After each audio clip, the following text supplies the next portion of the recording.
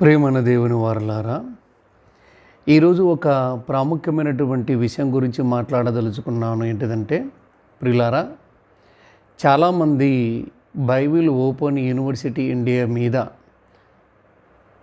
లేనిపోని నిందలు వేసి, వీరు ఫేస్బుక్లలో మిగతా వాటిలలో గ్రూపులుగా ఉండి డిస్కషన్ చేస్తూ వీరు మాట్లాడుతున్నటువంటి మాట ఏంటిదో తెలుసండి.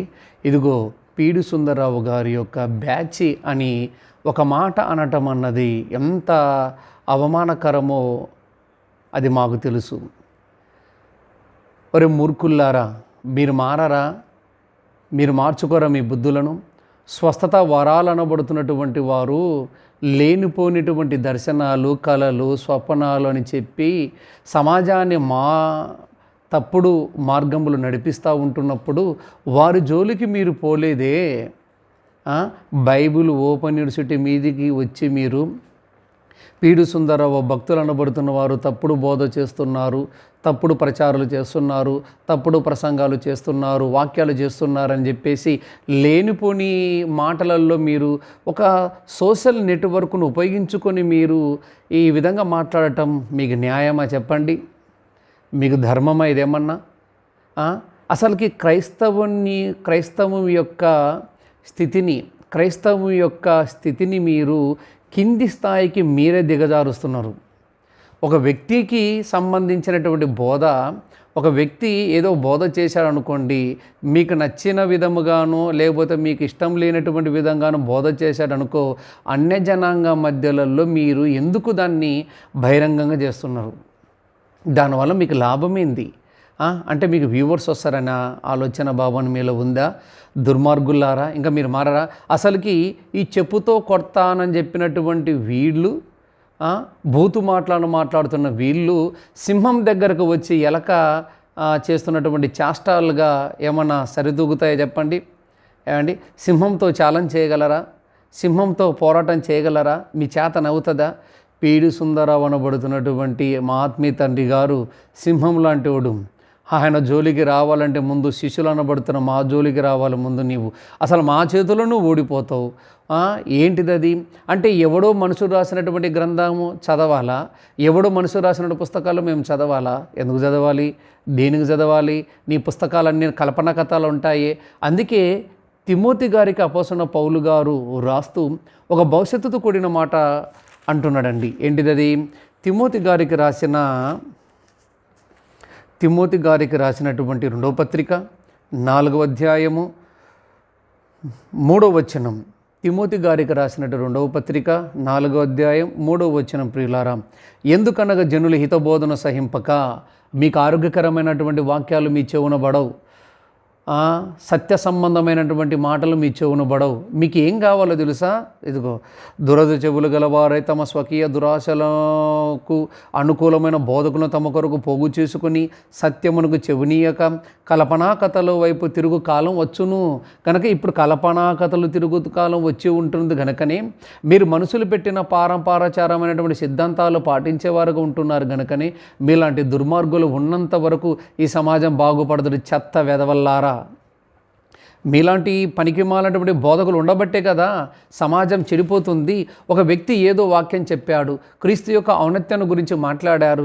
అది నీవు పర్సనల్గా వెళ్ళు, లేకపోతే వ్యక్తిగతంగా వెళ్ళు, లేదంటే మిమ్మల్ని కలవాలి, మిమ్మల్ని నేను కలిసి ఈ విషయం గురించి డిస్కషన్ చేయాలి అని వెళ్ళి కలిసి డిస్కషన్ చేయవాలిగా వ్యక్తిగతంగా వెళ్ళి మాట్లాడాలి. కానీ బహిరంగంగా మీరు ఇలా మాట్లాడటం ఎంత తప్పు చెప్పండి? మీలాంటి వారి యొక్క మాటలకు తిరిగి తిప్పి కొట్టడానికే మేమున్నాం. క్రీస్తు సైనికులం, పరలోకమైన కన్న తండ్రి యొక్క చిత్తాన్ని ఎరిగిన వారం, క్రీస్తు యొక్క అడుగుజాడలు అనుసరించినటువంటి వారం, క్రీస్తు మాకు ఏ విషయాలైతే నేర్పించి ఉన్నాడో ఆ నేర్పించినటువంటి విషయాల ప్రకారంగా బోధించే వారం మేము.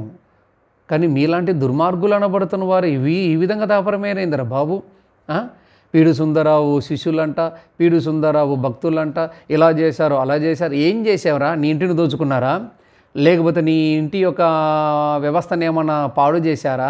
లేకపోతే నీ ఇంటిని ఏమన్నా బాగు చేయాలనే ఆలోచన భావన మాలో ఉంటుంది. కానీ నీ ఇంటిని ఏమన్నా పాడు చేశామా? వచ్చి దుర్మార్గులారా, చెత్త వెధవల్లారా, డిబేట్ పెట్టాలనుకుంటున్నప్పుడు మీరు ఖచ్చితంగా డిబేట్కి సిద్ధంగా అండి. డిబేట్ అంటే ఏంటి ఏం చెప్పు, బైబిల్లో ఉన్న సంగతులు మాట్లాడాలి. నాకు గ్రీకు భాషలో అలా ఉంది, హెబ్రీ భాషలో ఎలా ఉంది, ఈ భాషలో అలా ఉంది, చెత్త మాటలు మాట్లాడొద్దు. డిబేట్ అంటే ఏంటి తెలుసా? Bible answer to the Bible, బైబిల్కి బైబిల్ సమాధానం. మనుషులు రాసిన పుస్తకాలు, మనుషులు రాసినటువంటి గ్రంథాలతో పని లేదు. దేవుడు రాసిన గ్రంథమే ప్రామాణికమైనటువంటి గ్రంథం. దీనికి సిద్ధమైతే సిద్ధపడు, లేదంటే నోరు మూసుకొని కూర్చో. సోషల్ నెట్వర్క్లలో ఇష్టం వచ్చినట్టుగా మీరు మాట్లాడుకుంటున్నారు కదా, అన్యులు వింటున్నారా బాబు? అక్కడ అన్య జనాంగ మధ్యలో క్రీస్తు నామం అవమాన పాలవుతుంది. మిమ్మల్ని బట్టే మీరు విడిగా ఇష్టం వచ్చినట్టు మాట్లాడుకుంటున్నారు కదా. ఈ చెత్త మాటలన్నీ మానేయండి. అవన్నీ నోరు మూసుకొని కూర్చోండి. బుద్ధిహీనంగా మాట్లాడొద్దు. జ్ఞానం కలిగినటువంటి వాడు జ్ఞాన వివేచనతో అభివృద్ధి పొందుకుంటాడు. వదరుబోతులు అనబడుతున్న వారు ఇష్టం వచ్చినట్టుగా ప్రవర్తిస్తారు. మీరు వదరుబోతులు. దైవికమైనటువంటి విషయాలు ఆలోచించేవారు కాదు. మీరందరూ మార్పు చెందితేనే మంచిది, లేదంటే ఇంకా మీకు కౌంటర్స్ ఇస్తూనే ఉంటాం. ఏమన్నా కల్పనా కథలు అంటే మీకు ఏ కథలు కావాలి? మనసులు మెప్పించి, మనసులను మభ్యపరిచి, తప్పుడు బోధలు నేర్పించి, తప్పుడు సిద్ధాంతాలు ప్రకటన చేసి, మేము ఎప్పుడో పూర్వకాలంలో మన తాత ముత్తాతలందరూ బైబిల్ ఇలా చదవాలి, ఇలా పరిశీలించాలి మాకేం నేర్పలే. ఆనాటి కాలంలో ఉన్నటువంటి భక్తులు, పూర్వకాలంలో ఉన్నటువంటి భక్తులు, బోధకులు అనబడుతున్న వారు ఎలాంటి వారు తెలుసా? LKG students persons. అందుకే పౌలు గారు హెబ్రీయులకు రాసిన పత్రిక 6వ అధ్యాయం, హెబ్రీయులకు రాసినటువంటి పత్రిక 5వ అధ్యాయం 11వ వచనం ప్రియులారా, 11వ వచనం. ఇందును గురించి మేము చెప్పవలసిన అనేక సంగతులు ఉన్నవి కానీ మీరు వినుటకు మందులైనందున వాటిని విశదపరచుట కష్టము. మీరు వినుటకు మాందులు, మదబుద్ధి కలిగినటువంటి వారు. మీ బుద్ధి అంతా ఎలా ఉందో తెలుసా? కొవ్వు పట్టింది బాగా మీ బుద్ధి, మదమెక్కినటువంటి బుద్ధి, గర్వం. వాళ్ళు చెబుతున్నటువంటి మాటలు లేఖనసారంగా ఉన్నాయా? ఉంటే దానిని మనం స్వీకరించాలా వద్దా? ఉన్నదనుకోండి స్వీకరించాలి, లేదంటే పక్కన పెట్టు. నీకు నచ్చితే విను, నచ్చకపోతే పక్కకు పో. ఎంతోమంది వాక్యాలు ప్రకటన చేస్తున్నారు. మేము ఏలుబెట్టు చెప్పటం లేదే, వారి గురించి మేము విమర్శించటం లేదే, వారి గురించి ఏమాత్రం చెప్పటం లేదే. బైబిల్ ఓపెన్ యూనివర్సిటీ మీద మీరు ప్రత్యేకంగా కక్ష కట్టడం గల కారణం ఏమిటో తెలుసా? బైబిల్ ఓపెన్ యూనివర్సిటీలో చెబుతున్న జ్ఞానం మహాజ్ఞానం. పౌలు చెప్పినటువంటి జ్ఞానం లాంటిది యూనివర్సిటీలో ఉన్నటువంటి జ్ఞానం.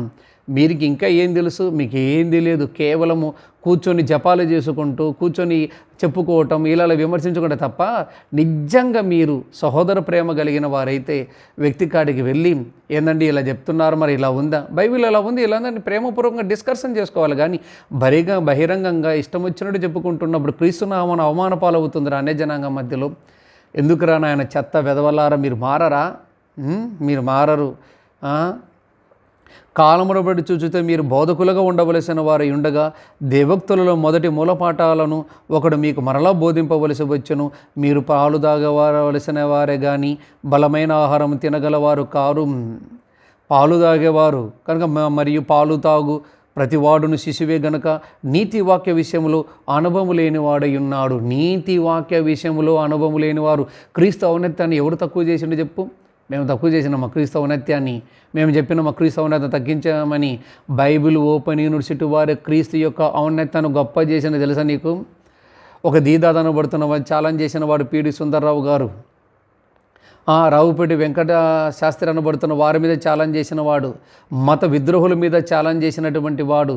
అలాంటి వ్యక్తిని పట్టుకొని మీరు ఇష్టం వచ్చినట్టు మాట్లాడుతున్నారా దుర్మార్గులారా? మీరు ఛాలెంజ్ చేయరు. ఒకవేళ మీరు ఛాలెంజ్ చేసినా కూడా అక్కడ వెళ్ళిన తర్వాత ఏమంటారండి తెలుసా? ఓకే సర్దుకొని పోదామని చెప్పి వచ్చే రకాల మీది. యూనివర్సిటీ అలాంటి వారు కాదు.